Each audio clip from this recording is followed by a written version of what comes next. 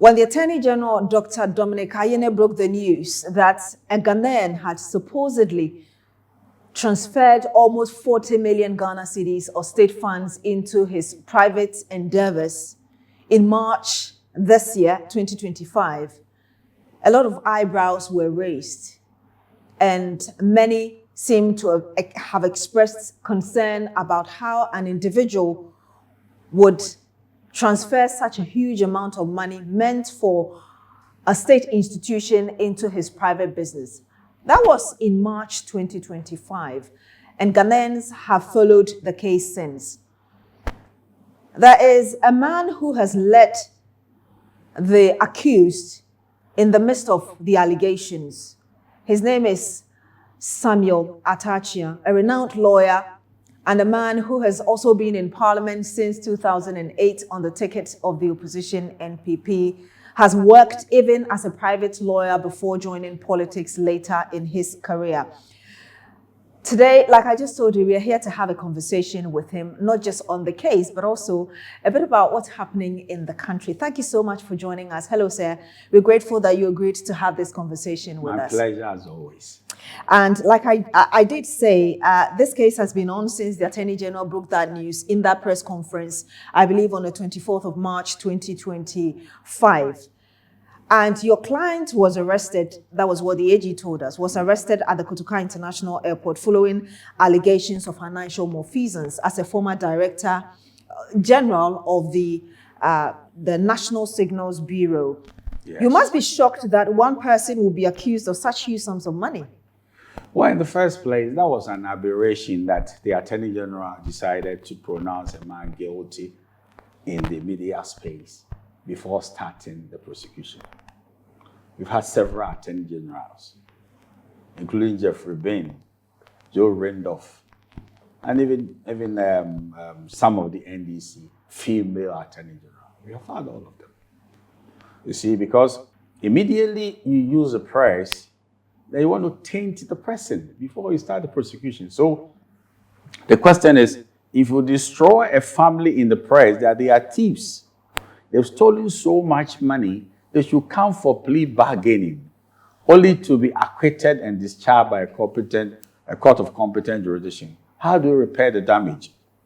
So this reset way of NDC is not consistent with the Constitution. The Attorney General didn't think that he was painting the accused black. He thought that he was informing Ghanaians because of the amount involved. Maybe you've not paid attention to that press conference. It was a horrible spectacle of our criminal jurisprudence.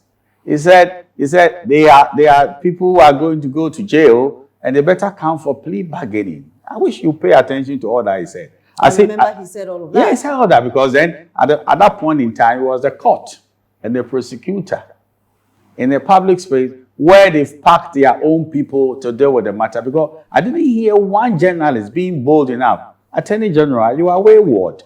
This is the first time we are seeing you, an Attorney General doing this.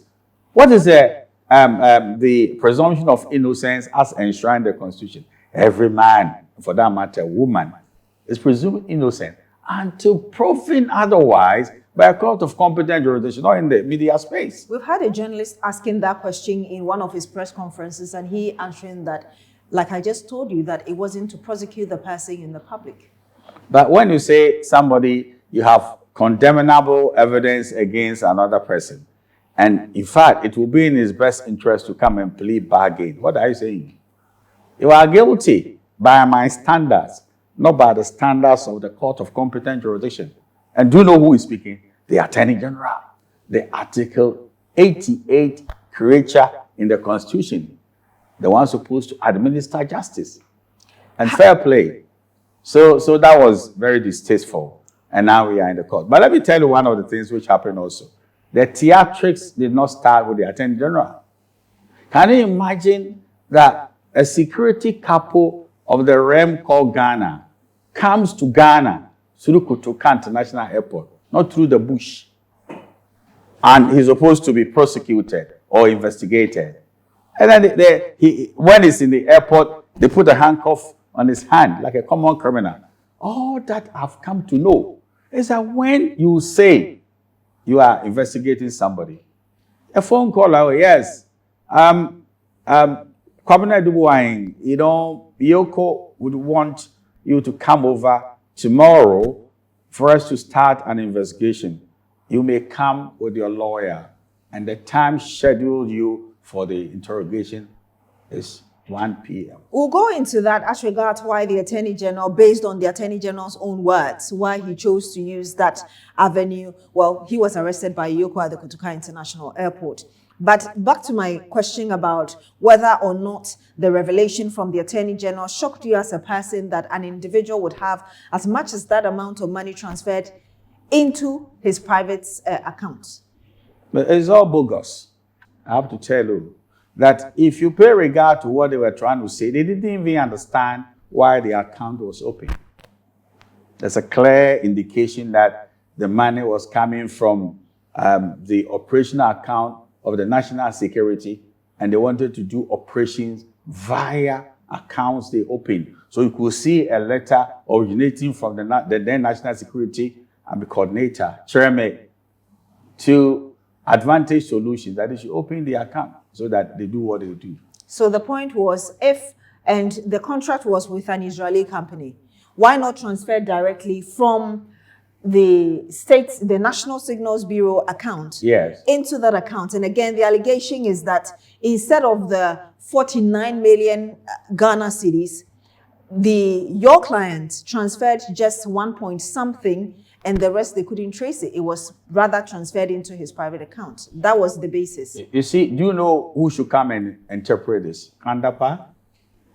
So when you sit down there and you are wise after the event, this is what you think you should do. But do you know what they were trying to do with the operational account? Have you heard anywhere in the world that people will discuss operational accounts of national security? Are you not going to educate the national security? Why didn't you go X or Y? What kind of indiscretion is that? I'm sure you want to ensure that your client gets a favorable ruling, as it were, or judgment from the court. Have you spoken to the former National Security Minister, Kandapa, yourself? I have. Why not? He's a very critical individual in the matter. And he has explained to you why your client did what he did? Yes. And you think that is justifiable? Why not justifiable? Right now, who should be the complainant?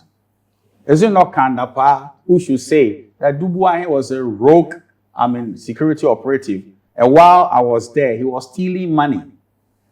And now you come in there, you want to do your final post-mortem, as if you want to second-guess Kandapa. But won't that implicate him? Because if you look at the National Signals Bureau, it works with the National Security Council. Look, can you divorce the Signal Bureau from the Minister for National Security?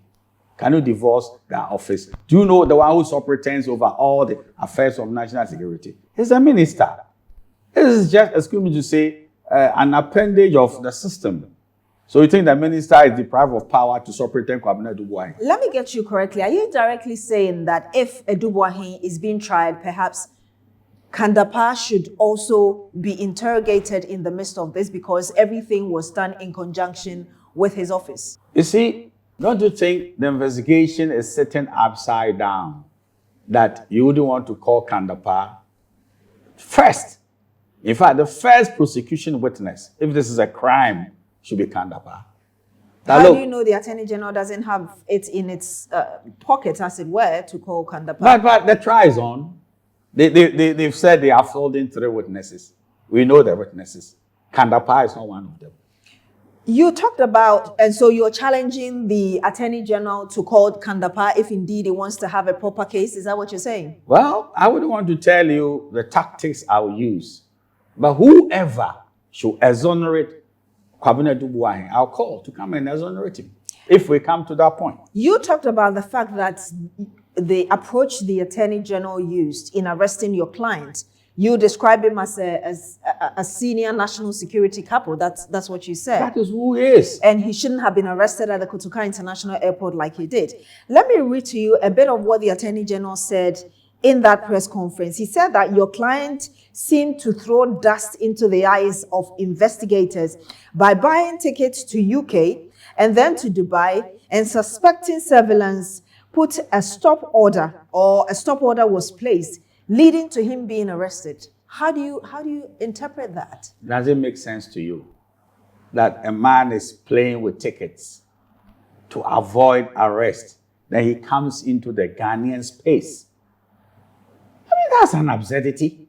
The man who is trying to run away from justice comes into a place where he can be arrested. The interpretation is that I've traveled, and so your attention will not be on the fact that I'm even back in the country. But why did he come to Kotoka International Airport? Preposterous. Why did he? The man who is hiding his travel itinerary from the investigators of this realm now comes to Kotoka International Airport, not via a canoe, but an aeroplane. You're not worried about the allegation by the Attorney General that your client tried to swindle authorities by, confusing his whereabouts? He is rather probably confused. But I don't see any sane man who is being chased by national security or security forces, and then all that he does is to come into the space where he can be arrested. You understand the people who are trying to run away from justice? They don't show up. They are in foreign climes. Who will buy a ticket that, oh, I'm coming to be arrested? Let's be real. These are the kind of things that if you can, you get your own, choreographed press conference, so journalists will not critique the rationality of what we are saying. It will pass. I know we are not talking about the former finance minister, but I don't know, when you mentioned the bit that those who are trying to run away from justice, they will not even show up. Are you trying to bring No, I'm not casting any insinuations at all. And I'm not intimating that that's him. I'm not saying that at all. But I'm saying that if you want to rationalize a scenario of a man who knows that is being pursued by the security forces, and then he's using air tickets to confuse them.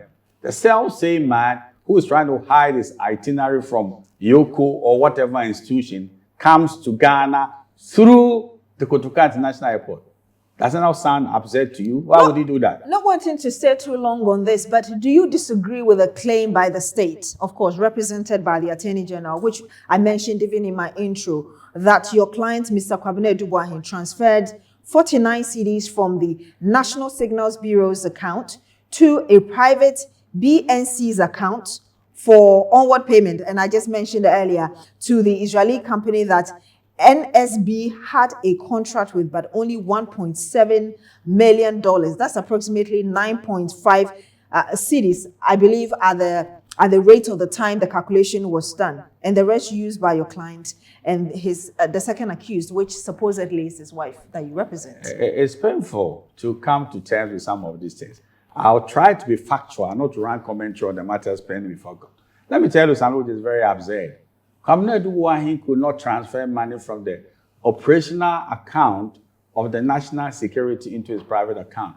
It was the national security coordinator who, in trying to do undercover operations, transferred the money and even gave the letter for the opening of the account so that they have the private BNC account. Today, as we are talking, we might have heard President Mahama say that now they have security, gadgets to track people, who do all kinds of things. The IPS of individuals, yes. That's the cyber security equipment, which is right with this national security, and they are using it. What has that got to do with the accusations against your client? That means he's bankrupt. The very machine that they said the man never brought into the realm is here. They are using it. And then we have concrete evidence from the Israeli company that there's even a service contract that they are continuing to service the machine. But I think the allegation is centered on the fact that you talked about 49 million Ghana cedis and you transferred 1.7. They are second guessing what the national security did. The national security did what they were supposed to do. So the national security could even commandeer $1 million into an account, and they decide how they spend it. You talked about the fact that the National Signals Bureau wanted to have this as a covert operation. Sending money directly to an Israeli cybersecurity company, does it reveal anything that's what you are looking for? They call it decoys, madam, if you understand decoy. So people will think that, oh, this is an ordinary importation, but not knowing that it's a national importation. So sometimes they can use decoys to take attention from, what is normal, but there's an undercover understanding. So we shouldn't sit down here and say that this is how we would have done it. We have never been in that space. And we don't understand what informed the decision for Treme to open that account.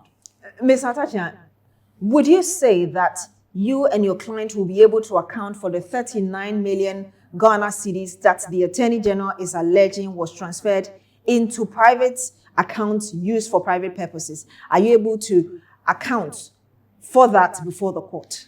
I could tell you that everything can be accounted for, to the shock of most Ghanaians. But you know what? These are national security expenditures, and in good time, we'll see how it will be accounted for. Are you going to account for it? Why not? And let me tell you that who is this national security operative couple who wants to steal money via a bank? Let's get some common sense.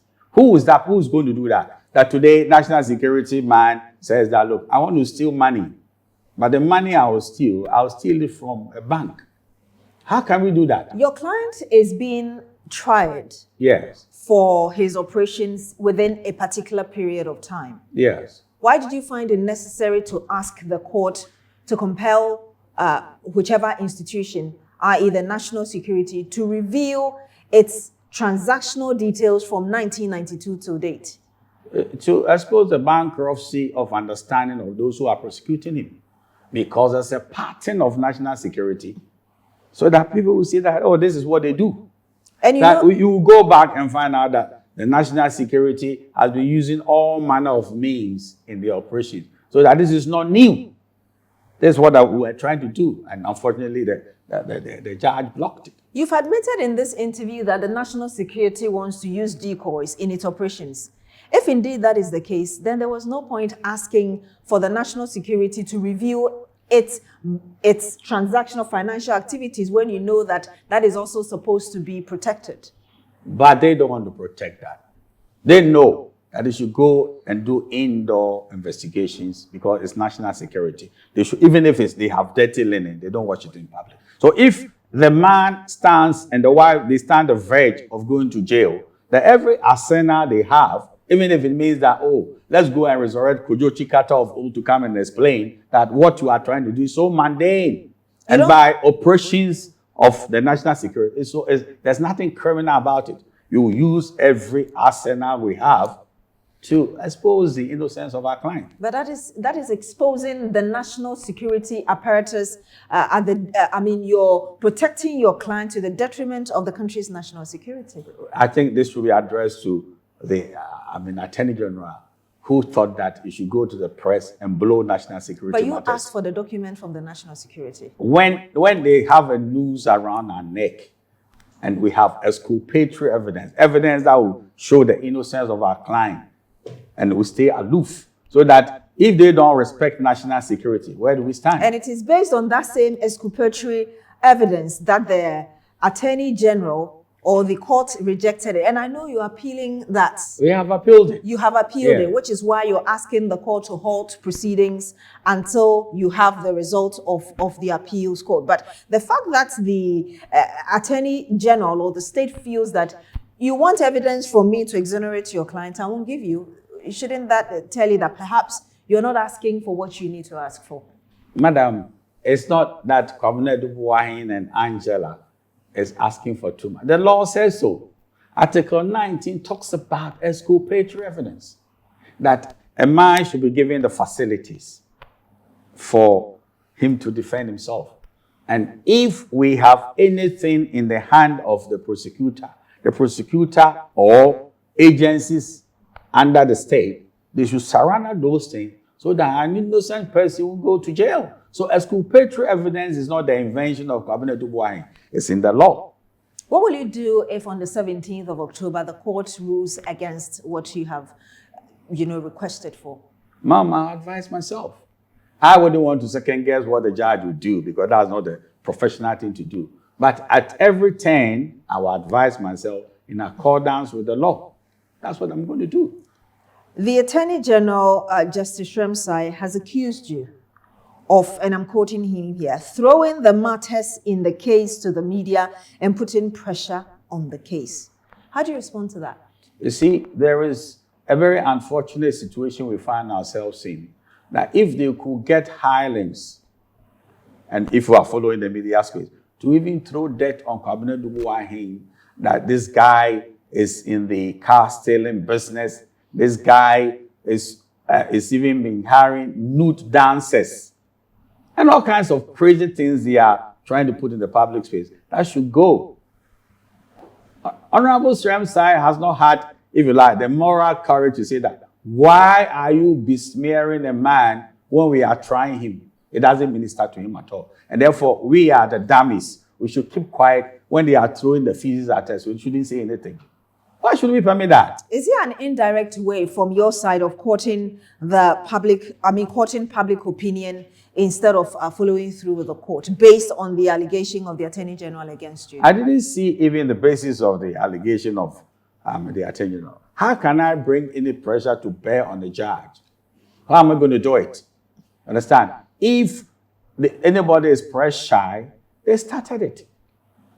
Madam, I've told you something. Joe Randolph has been an Attorney General before. Nana Joe Gate, Otu.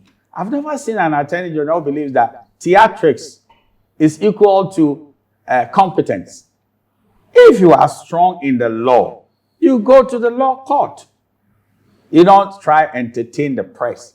But when they say bring the proof, can you imagine that somebody says there is an account, the private BNC account, the proceeds of the so-called crime, and they used the money to purchase property in the United Kingdom. Now the man says that, can you make disclosures as to who the vendor of the property in the UK is? How much did it cost? And when was it bought by Adu Boahene? Can we see the nexus between the private BNC account, the receptacle of the crime, and the acquisition of the property? And the Attorney General is running away from it. The state is claiming that it has all the documents for this prosecution. Oh my God and King. There's even embarrassment concerning, documents that they will take part of the document away. The BNC, private BNC account, missing pages in the account. And the man you want to jail says that, look, why are you trying to hide the evidence? Can I have the evidence for me to prove my innocence? And no. And that's why we are in the Court of Appeal and we're going to pursue it. You claim that the Attorney General has been using theatrics and, of course, the media to disseminate information about somebody who is supposed to be innocent until proven guilty. How are you picking this up with the AG that, per your claim, what he's doing is wrong? He's prosecuting your client in the court of public opinion. We're very nervous about engagements with Attorney General. Although both Attorney Generals, the Attorney General substantive and the deputy, they are all my juniors at the bar. I look petite, but I'm not young at the bar. We are good friends. The genuine reason why we can't, cross-fertilize is the interpretations. That people go and say, oh, look at Atta Akyea trying to influence the Attorney General when the case is pending. But for that, they are aware. And they are both professionals. But if you claim that he's prosecuting your client, you should pick it up. Well, I know what to do. And some people who are now talking about this case in the public space, they want to besmear Adu Boahene and the wife and people with the towels around their bodies that nearly fell and all the kind of thing they are spewing. I know what to do. So you are threatening to sue those who are perhaps also having prejudicial comments about the case? I'll deal with them in accordance with law. It's not a threat. Sue them. I'll deal with them seriously. What does dealing with them mean? It means that I'm going to use the law against them so they shut their mouth, so that they won't use the media space to pronounce a man guilty before the court does its work. It's an aberration. We should stop. When do you intend to do that? Very soon. The Attorney General, as in the Deputy AG, is also asking for speedy trial and daily hearings. What do you think about that? Madam, I've never seen anything as cruel as that request. That he wants a day-to-day hearing of the case when the ammunition of the accused persons are denied them. The exculpatory evidence. The evidence that said, look, if you brought me this evidence, I'll shoot down your case. And if the case is not shut down, when you do a submission of no case and say you have a case to answer, you put together a credible defense. How can you disarm a man or the evidence is going to use in the case and say that, oh, I will do the case day to day. I'll finish the case and block the evidence. You call that cruel? Oh, it's horrendous. I've never seen anything which is an aberration more than this. But I thought the desire of every lawyer was to ensure that the case of his clients run very speedily. You see, when it comes to criminal justice, you understand, Article 19 is very concrete and sure that give the accused persons the facilities. And what are the facilities? Exculpatory evidence. It's been interpreted in the Bafuboni case, and if there's a practice direction to that effect. So let me tell you why I thought this is very cruel. If you said, I will not give you the exculpatory evidence, nevertheless, I'll go ahead and do a day-to-day trial, so I send you to jail. Do you know what you are doing? You are subverting the course of justice. You are doing evidence gagging. You are hiding what will aid the accused person. And that's not law. That's a slaughterhouse. If you went ahead and you said, okay, I have good things about it. Today, I'm telling you that we have it as evidence that the so-called cybersecurity gadget, even the president referenced it in terms of the IPS of individuals. Yes, it's sitting there. And then in your charge sheet, you said it was never supplied. What are you doing as an attorney general? You know it's been supplied. Do you want to falsify evidence against an innocent man so he goes to jail? Is that justice? That might be one part of it. The other part is what I mentioned to you earlier, which you're aware of, about the amount of money that was transferred to a supposed private account and how you intend to account for it. My sister, Kwabena Adu Boahene is not a novice. In the national security space, he's one of the seasoned men, and he will not steal via a bank account. That's how juvenile the scenario is. Why would he do that? And everything national security is doing, when you get into the proper space, it will show. It should be Kandapar telling the whole world that when I was a national minister, Kwabena Adu Boahene cleverly opened a private account and stole money, and he used the monies for his private purposes. Now they say, you are alleging that he used the money for a private purpose. Can we have evidence how he took money from the private BNC account and bought a house in London? They don't have it. If I'm taking what you're saying for it, then it means that indirectly, the Attorney General may be considering Kandapar as a complicit, because it was in conjunction with the National Security Council. It's his decision to do what he wants to do. But I'm saying that I do not see how anybody can separate Kandapar from what is going on. Because you see, the so-called shenanigans, was done under Kandapar when he was the Minister for National Security. So it is Kandapar who should say that, look, on my blind side, a private account was opened and somebody siphoned money from it. Not that, what is going on via Yoko. I want to find out from you, the court is currently on legal vacation, right? That is so. And your appeal has not even been looked at yet. Yes, please. So what do you expect from the appeal, and indeed which would have rippling effects one way or the other on that substantive case, which is expected on the 17th of October? I'm so glad you are so intelligent. You're talking like a lawyer. You see what is happening? You filed a motion for stay of proceedings pending appeal. What is appeal about? We have been deprived of exculpatory evidence. We've been stripped of the weapons of our warfare. And therefore, we don't see how this trial should continue. So the judge should stay proceedings. And let's see what the three wise men will say before we continue. And that is what a judge will look at. That given all that there is, people have been stripped of what they would need to defend themselves. You want to continue nevertheless? You deny a man his evidence which shows his innocence. What are you trying to do? I want to move on. Do you have any final word on this? Because I want to move to the NPP. I have to tell you the truth, that if the Attorney General believes he has an iron cast case, as he told the press, then why is he running away from bringing to us the exculpatory evidence? It already said that it has the documents. I believe it wants to give it to the court. But the court will not have any need of the documents. We will have to use the documents to shoot down and contradict the prosecution case, and also to strengthen our case, if we should come to that. Is that your final word on the Adu Yes. case? I want to move to the MPP. Are you happy with the current state of the party that you've been with for a very long time? Well, what is happening in the party? Now they are looking for a flag bearer. That is what is happening in the party. Sometimes they should flip the argument. And if President Mahama is no longer the president, you have a similar scenario in NDC. That's what happens. Did the NDC experience that in the 8 years of being in opposition? I don't know, because they have a leader. But you are in this country. Yes, I'm saying that they have a leader. They have somebody that they say that this is the man who should go. We don't have it.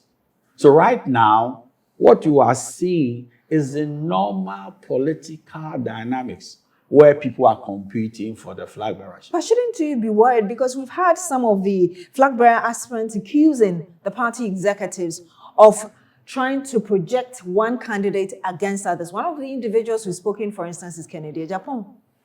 Well, the executives of MPP, how many are they? Go and romance the crowd and win. What are they going to do? What is the executive of MPP going to do in the final outcome of who becomes a flag bearer? I don't get it. The executive of MPP, they are not 50. They are not all over the country. So the point you're making is? The point I'm making is that if you believe you are the most credible candidate to become the flag bearer of MPP, people should tone down things which are not right and go on the ground and campaign. Which of the candidates is your pick? I've told the whole world, Dr. Muhammad Bawumia is my candidate. And that is the candidate people feel that the party is pushing for. And How they feel are they it's pushing? unfair on them. What is unfair on them? Has anybody blocked them from going to campaign on the ground?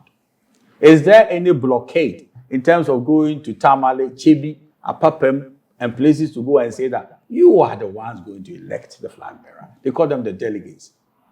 Has anybody put the delegates under lock and key? So what they are trying to project is unfounded. The CDD is quite unhappy with what it calls the monetization of our politics in Ghana. Why is the MPP asking 4 million Ghana cedis from candidates for party development, in addition to the other amount of monies that you're asking the flag bearers to pay? That's like it goes to the highest bidder. It's not like that. When you elect, I want to lead a party, your tentacles should be wide and deep. So therefore, your constituency, the people who believe in you, that you should be the flag bearer, if they can't give you $4 million, 4 million seats, then don't start. Are you not destroying Ghana's democracy through that? But who tells you that you run such a program in which the party has to be resolved? Don't you think the party is trying to raise money that, oh, you say you want to lead a party, you must have a very large constituency. So therefore, those who believe in you, let everybody give you 5,000 Ghana cedis. Wouldn't it be more than the 4 million Ghana cedis people are talking about? But if you can't raise that money, how can you aid yourself? The risk is that you're monetizing politics. I don't believe so at all. If you are in a position, you raise money. So it's a sensible way to raise money. But if a man says he's credible and people should vote him as a flag bearer, and he can't raise 4 million Ghana cedis, that means he doesn't count. He's not even influential. Who is telling you that you are the one going to pay the money? So you have your whole army of followers and say, look, because you believe in me, can you dole me out 10,000? Atta Akyea can dole somebody out 10,000. And if everybody is topping... Cedis or dollars? Cedis. If everybody is topping the money, what is 4 million Ghana cedis? You see, it's a self-indicting when you say you can't raise 4 million Ghana cedis, but I want to be the flag bearer of MPP. Do I hear you say indirectly that you don't see absolutely anything wrong with whatever is happening in the party? No, it's normal. I've told you, today, if there is even a seat of a chief anywhere in the world, the royals will fight for position. But let me guess what happened. Immediately they bring the flag bearer, everybody now sees that this is the arrowhead of the war. Everybody will come around him. He unites them. And there's a united front. You think it's very cool in NDC. See if there is no head of NDC and the kind of internecine warfare you will see. It will blow your mind. Even as we're talking now, people are angling that President Mahama should be out of the way so they come. Who told you that? I know that because I'm a politician. I know the heartbeat of men. They are always hungry for power. You find it anywhere in the world. People should not specialize the troubles of MPP. What is in NDC might be worse if Mahama is not there. What is in NDC might be worse if Mahama is not there. You don't see anything wrong with what's happening within the party, but some elders have expressed concern, including former President Kufuor. I recently spoke to Kwame Pianim, who is one of the elders of the NPP, and he feels the young ones are not listening and they are driving the party into a ditch. In fact, he said that if you don't take care, NPP will become as irrelevant in Ghana's politics as the CPP has become. God will not honor his prophecy. Dr. J.B. Dankwa went to Sawan prisons. He paid the ultimate price. This party has spiritual roots, and nothing can destroy, MPP. Such things, I don't believe even they should talk about. What they should talk about is that, would you want to play down on acerbic language, toxic language, insults, roll out your programs? Don't insult Kenneth Yohine Japan. Why are you insulting him? Don't insult Dr. Mahaudu Bamia. Don't insult Brian Achampong. But what you know to do best, let people know. And rein in your followers so that they don't misbehave. But you should be, I'm glad you talked about Brian Achampong. You should be concerned about the inflammatory language he uses. Well, I've not paid too much attention, but I could tell you on top of my head that all those who specialize in insults, they will lose. What will romance the ground are your solid ideas. It's not about your track record, what you can do for them. I mean, what is the dividend in running down your neighbor so you get significance? You think you can lower somebody so you become big? So it doesn't work. With Brian Achampong, for instance, what people are concerned about is how he talks and people feel that he's instigating violence. Well, I have not followed the kind of posture of Brian Achampong, but if that's what's going on, and he's my friend and my brother. I'm surprised you haven't. Well, because I have not seen serious activities going on. Sometimes they gather people and they talk. I don't see people now saying that these are my ideas. I am the future of MPP. This is what I'm going to roll out. As for those kind of considerations of trying to insult this person, trying to lower this person, I can say that will be their burial ground. If there's a flag bearer who has specialized in insults, I don't think he will rise beyond what he's doing. And you're confident that the MPP would come back in 2028? By the power of God Almighty, and given what we are seeing, it's not easy. But for the first time, I heard somebody say that, oh, you know why the dollar, was going that way? It's because of Bank of Ghana. So now let's leave Bank of Ghana to not to interfere with the economy. I said, oh, so this one was fake.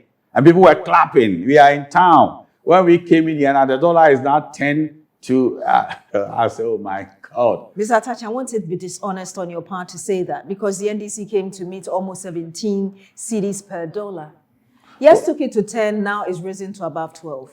I'm not being dishonest. If you say you pay contractors, the government owes contractors to its neck, and therefore let's create an artificial physical space. What do you expect? You know that people are now crying because they took bank loans and roll out projects for the benefit of the government, and they are not being paid. That is an artificial economy, is that not? When we are not spending, that's an artificial economy.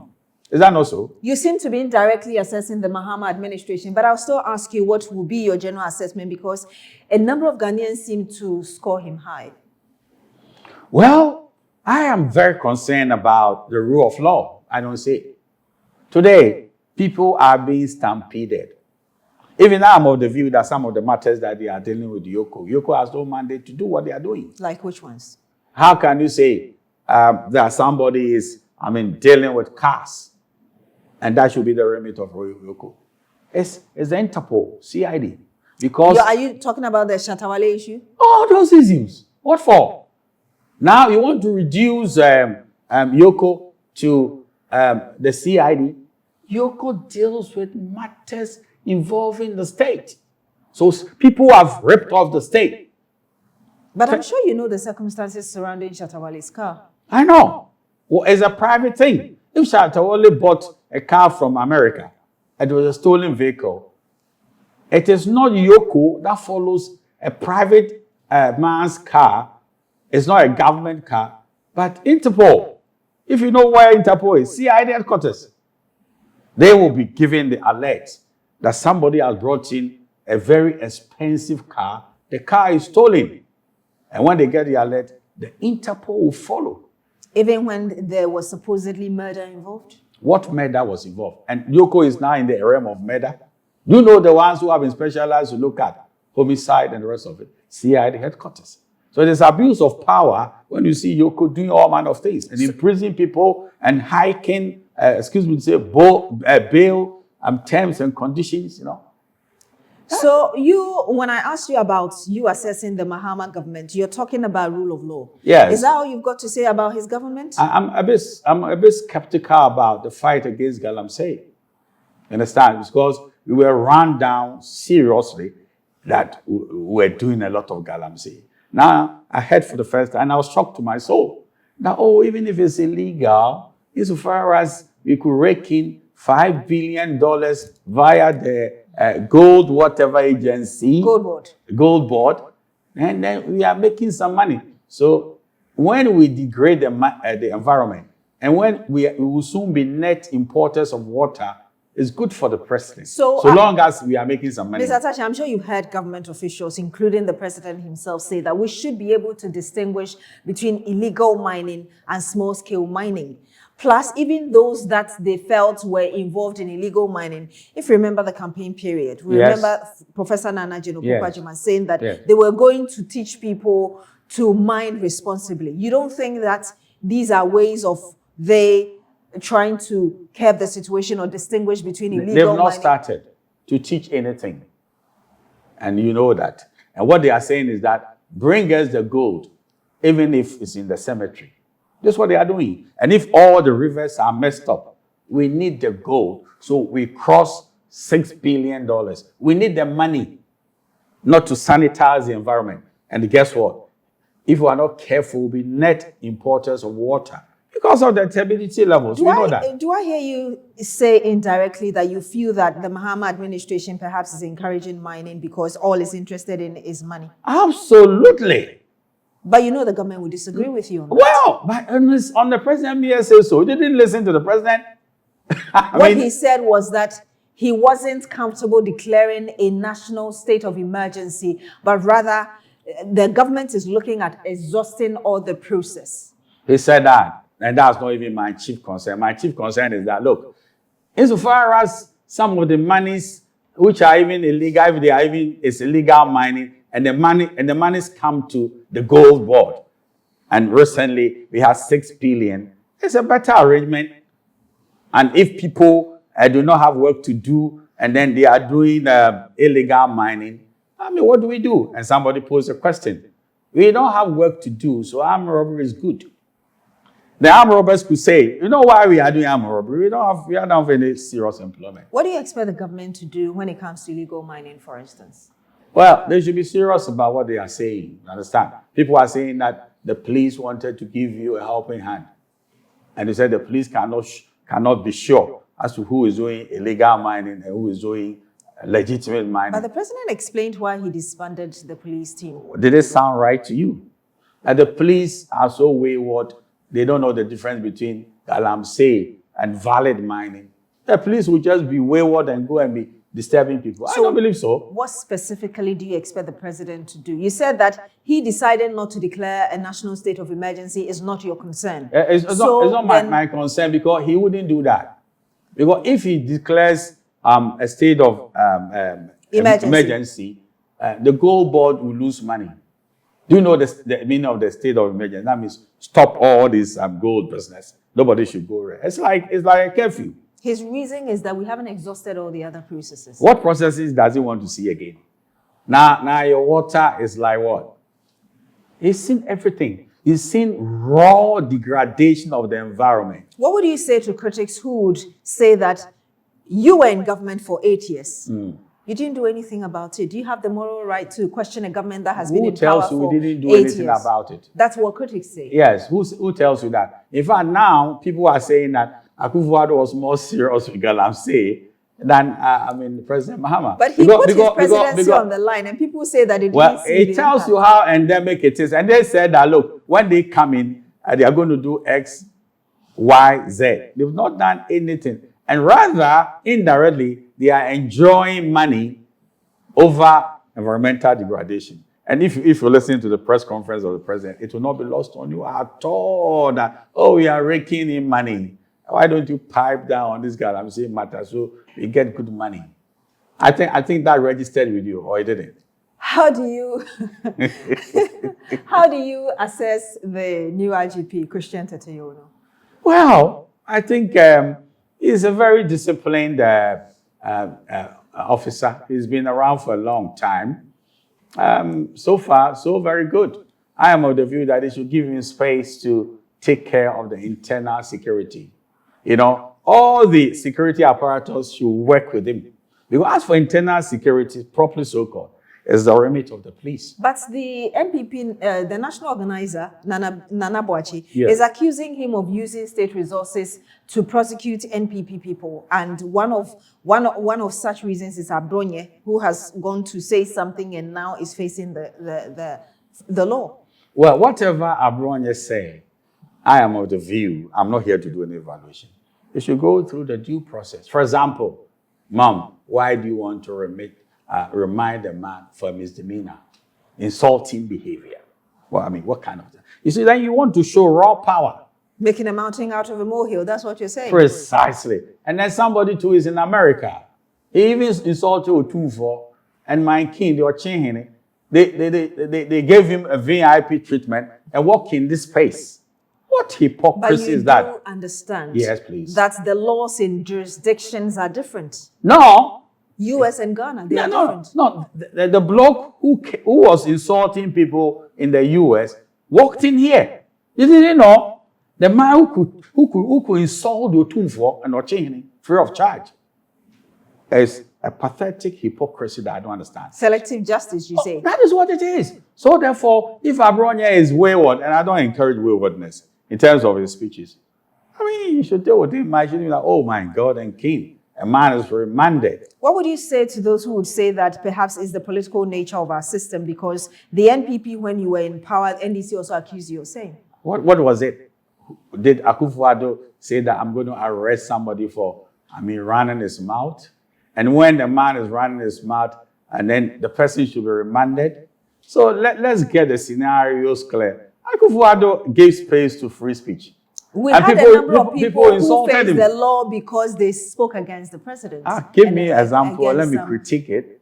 I don't know what we're talking about. If there is somebody who said he criticized Akufo-Addo, the next minute they picked him up and then he was remanded for criticizing Akufo-Addo, let me know.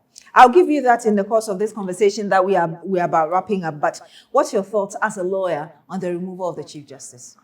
Well, I think a lot of have been said about it, and I leave it to your judgment. But probably, if you want to come to terms with the verdict, then listen to the interview of former Chief Justice Sophia Akufu. And that's what I want to say, because at the end of the day, you understand, it should never be seen that I want my Chief Justice. Because a lot of people are making accusation that before you came to power, you said you clean up the judiciary. So is it in fulfillment of the clean up of the judiciary that this lady has been booted out? We leave it to Ghanaians to judge. I practice before the court, and I'm very careful not to be seen as if I'm fighting. I mean, some people who are in charge. But I could let you know that whatever it is, there are consequences. There are consequences? Yes. What do you foresee? Well, you get another person that, when I don't like this Chief Justice, I'll change the person. That's going to be a very vicious cycle, is that not so? You talked about me giving you an example of somebody who faced the law. Yes. And I'll just give you one. In 2023, and that's, we're wrapping up, exactly in May, A 40-year-old man was remanded into police custody by an Accra Circuit Court for insulting President Nana Akufo-Addo. How do you? I don't know that. I don't know that 41-year-old 40-year-old. Yes, 40-year-old man, what he did. Yeah. But here is a very serious political animal, Abronye. So maybe it's payback time, I don't know. Your final word, sir. Well, Ghana will succeed. I believe in the rule of law. Everybody should give the devil his due. And that is what I'm expecting for my client, Kwabena Adu Boahene and the wife. Let justice be done, even if the heavens will cave in. It should never be said that they are trying to conceal evidence to get a man in prison. We should have justice delivery, not a slaughterhouse. That's what I'll say. That reminds me, though, do you want to comment on one of your clients who decided to let go of you whilst in court? Do you want to talk about it? Madam, I don't have a choice over the thinking of my client. If my client should say that she doesn't need me any longer, what should I say? You see, a lawyer should not force himself on the client. But the good news is that, here am I defending Kwabena Adu Boahene and the wife and the fourth accused. So I don't know the permutations and what went through the mind of the third accused, but I don't hate her. It is her right to choose a lawyer as enshrined in the Constitution. Mr. Atta Akyea, thank you so much for having this conversation I'm so with us. enlightened by what you are doing, and you have a good brain. Keep it up. Thank you. Yes. Thank you so much. So that's our conversation with former Member of Parliament for Abuakwa South. Until he exited, he held that position from 2008 and never allowed anybody in. And is the lead counsel for the accused, the former Director General of the National Signals Bureau, Kwabena Adu Boahene. Thank you so much for joining us on this conversation. My name is Beatrice Adu. Join us again next time.